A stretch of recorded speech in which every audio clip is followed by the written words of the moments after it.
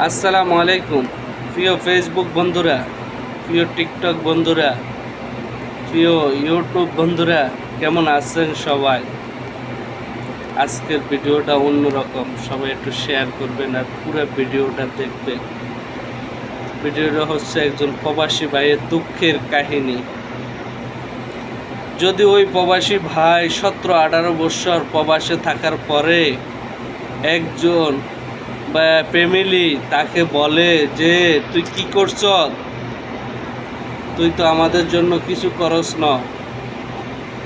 আরে আমি আপনাদেরকে বলছি, আপনারা যে এইভাবে বলেন, সে 17-18 বছর প্রবাস করার পরে কি আপনাদেরকে কিছু দেয়নি?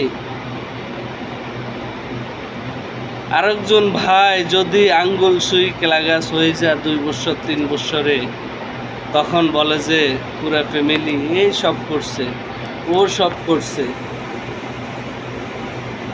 আর নীতি রে, এটা কি প্রবাসীদের পাওনা? এটাই প্রবাসীদের অবস্থা? তাহলে প্রবাসীরা প্রবাস থাইকা লাভ কি? আর আপনারা যদি 17-18 বছর পরও বলেন যে তুই কিছু করস না, তুই আমাদের জন্য কিছু করস না, তাহলে ওকে ছেড়ে দেন, ওকে ফেলে দেন।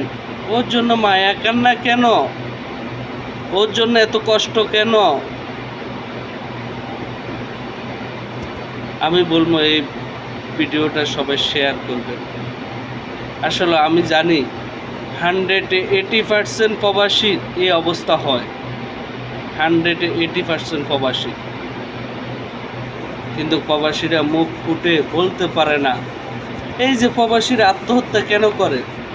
এইসব ফ্যামিলির কারণে। প্রবাসীদের জীবন কেন দেয়? এইসব ফ্যামিলিদের কারণে। এইসব ফ্যামিলিরা এই প্রবাসীদের জীবনটা ধ্বংস করে দিচ্ছে।